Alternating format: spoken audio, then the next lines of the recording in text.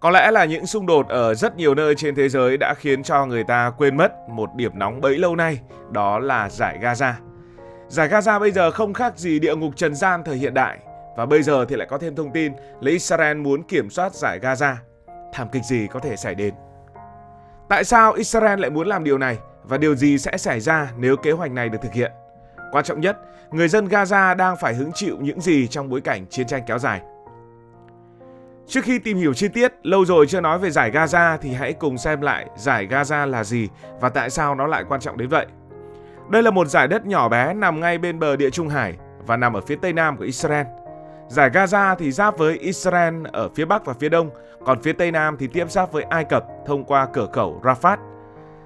Dải Gaza thì dài khoảng 40 km nhưng mà diện tích thì chỉ vỏn vẹn khoảng 365 km vuông, tức là diện tích của nó chỉ như một phường của Việt Nam mà thôi. Tuy diện tích của Dải Gaza nhỏ như vậy nhưng mà hơn 2 triệu người đang sinh sống tại đây. Điều này biến Dải Gaza trở thành một trong những nơi đông dân nhất ở trên thế giới với mật độ dân số cực kỳ cao. Đất chật và người đông thì có thể hình dung ra đây là một trong những nơi mà người ta phải sống đè lên nhau. Đây không chỉ là một mảnh đất chật chội mà mảnh đất này còn có ý nghĩa rất quan trọng về mặt địa lý và chiến lược. Nó nằm ở cái vị trí kết nối giữa châu Phi và châu Á, từng là một điểm dừng chân quan trọng trên những tuyến đường thương mại thuở xưa. Bờ biển của Dải Gaza dù không được khai thác nhiều vì phong tỏa thì vẫn là một tài sản quý giá. Nhưng mà điều làm Dải Gaza nổi bật không chỉ là địa lý của nó mà còn bởi lịch sử lâu đời và những xung đột không ngừng nghỉ mà nơi đây đang phải trải qua. Nói về lịch sử, Dải Gaza là một trong những vùng đất cổ xưa nhất của thế giới. Từ hàng ngàn năm trước, nơi đây đã chứng kiến sự thống trị của nhiều đế chế lớn. Người Ai Cập cổ đại, đế chế Ottoman, sau đó là người Anh. Sau Thế chiến thứ nhất thì Anh đã giành quyền kiểm soát Palestine bao gồm cả Dải Gaza. Sau đó thì Palestine đã bị chia cắt, một trở thành một phần đất dành cho người Do Thái lập quốc và một cho người Ả Rập. Người Do Thái chấp nhận kế hoạch này nhưng các nước Ả Rập từ chối, dẫn đến cuộc chiến vào năm 1948. Kết quả cuộc chiến là sự ra đời của Israel, còn Gaza thì rơi vào tay của Ai Cập, trong khi bờ Tây thuộc về Jordan. Rồi sau đó lại chiến tranh tiếp thì Gaza trở thành một phần lãnh thổ bị chiếm đóng. Năm 1993 thì Hiệp định Oslo được ký kết, mở ra hy vọng hòa bình. Theo đó thì Tổ chức Giải phóng Palestine được phép thành lập chính quyền Palestine, chính quyền của một quốc gia tại đây để quản lý một phần Gaza và bờ Tây. Nhưng hòa bình thì không kéo dài được mãi. Năm 2007, Hamas đã giành quyền kiểm soát Gaza sau một cuộc xung đột. Kể từ đó, Israel và Ai Cập bắt đầu phong tỏa Dải Gaza, kiểm soát chặt chẽ biên giới để ngăn chặn vũ khí đến tay Hamas. Điều này khiến Dải Gaza trở thành một nơi mà người ta thường gọi đó là một nhà tù lộ thiên. Bây giờ chúng ta hãy đến với câu hỏi lớn nhất. Tại sao Israel lại tuyên bố muốn kiểm soát quân sự toàn bộ Dải Gaza? Trước hết về mặt an ninh, theo lý lẽ của Israel, thì Israel xem Hamas là mối đe dọa lớn nhất. Tổ chức Hamas kiểm soát Dải Gaza từ năm 2007 và tổ chức này bị Mỹ, Israel và EU liệt vào danh sách khủng bố. Trong gần 2 thập kỷ qua thì Hamas đã thực hiện nhiều cuộc tấn công vào Israel, phóng tên lửa, đánh bom đến các cuộc đột kích khác. Đỉnh điểm là những cuộc tấn công vào tháng 10 của năm 2023 khi Hamas đã vượt biên giới, khiến hơn 1.200 người thiệt mạng và bắt hơn 200 con tin. Sự kiện này đã gây sốc cho Israel và khiến Israel quyết tâm phải xóa sổ Hamas. Theo đó thì Israel muốn kiểm soát quân sự toàn bộ Dải Gaza vì họ cho rằng đây là cách duy nhất để loại bỏ Hamas và đảm bảo an ninh cho Israel. Hiện tại thì Israel đã kiểm soát khoảng 75% diện tích của Dải Gaza rồi và kế hoạch mới nhắm đến việc chiếm hoàn toàn các khu vực còn lại. Về mặt lịch sử thì Dải Gaza đúng là từng nằm dưới sự kiểm soát của Israel trước khi họ rút quân vào năm 2005. Sau khi rút lui, Israel vẫn duy trì kiểm soát không phận, vùng biển và hầu hết các cửa khẩu. Nhưng sự lên nắm quyền của Hamas vào năm 2007 đã khiến Israel cảm thấy mất kiểm soát. Việc kiểm soát toàn bộ Dải Gaza lần này được xem là một nỗ lực quay lại trạng thái trước năm 2005, nhưng với một quy mô lớn hơn và quyết liệt hơn. Nếu Israel thực sự kiểm soát quân sự toàn bộ Dải Gaza, điều này sẽ dẫn đến những hậu quả rất lớn. Về mặt quân sự mà nói, chiếm đóng toàn bộ Dải Gaza không phải là một nhiệm vụ dễ dàng.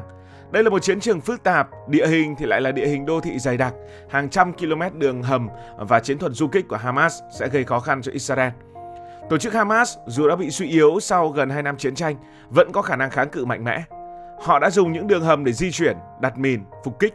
Gaza giống như một mê cung của cái chết, với những con đường chật hẹp, mìn tự chế và những điểm nghẽn trong đường hầm, khiến việc chiếm đóng trở thành một cơn ác mộng cho quân đội Israel.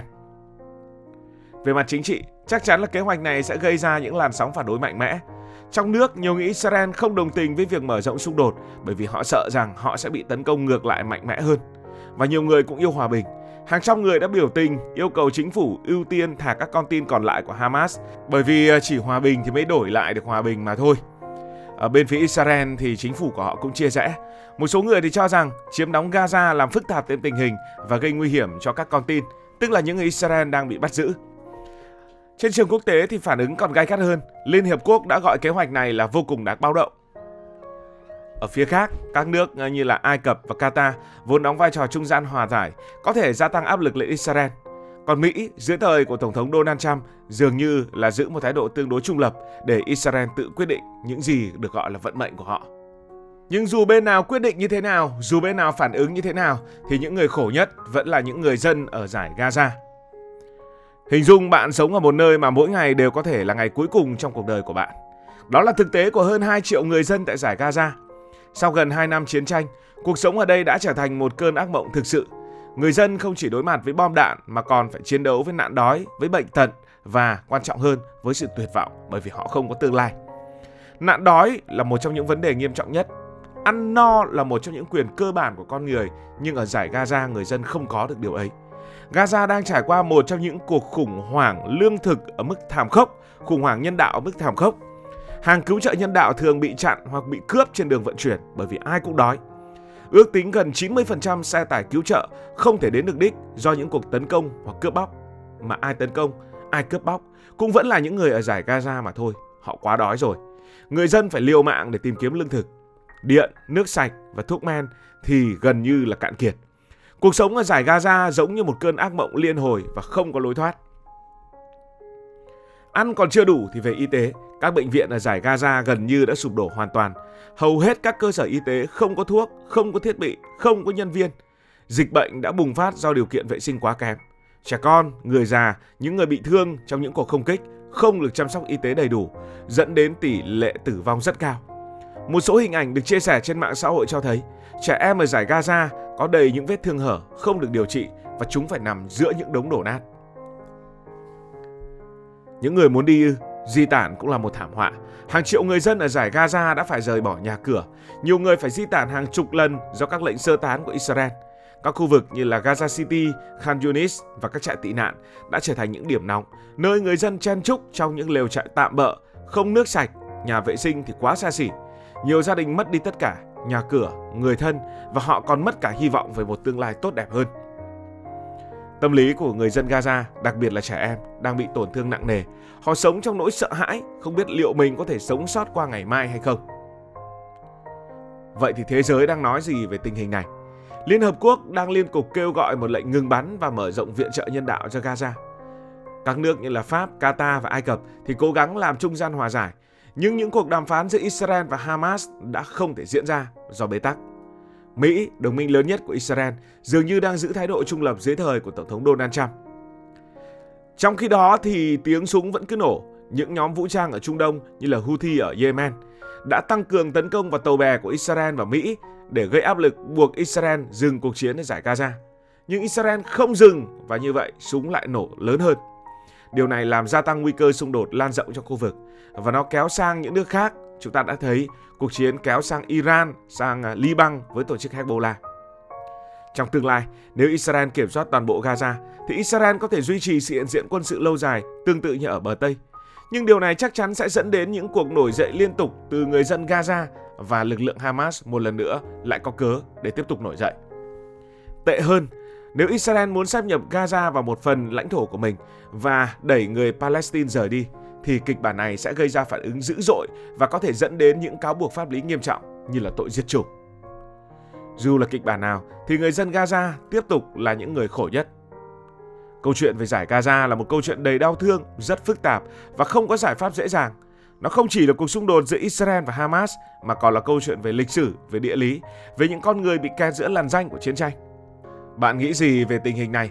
Liệu có giải pháp nào để chấm dứt xung đột và mang lại hòa bình cho Gaza? Hãy để lại ý kiến của bạn trên phần bình luận. Nếu cảm thấy video này hữu ích, đừng quên nhấn like, subscribe và chia sẻ để nhiều người cùng hiểu hơn về câu chuyện. Cảm ơn vì đã dành thời gian xem video. Hẹn gặp lại trong những video kế tiếp.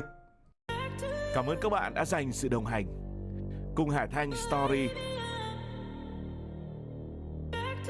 Đi qua những vùng đất, khám phá những điều mới.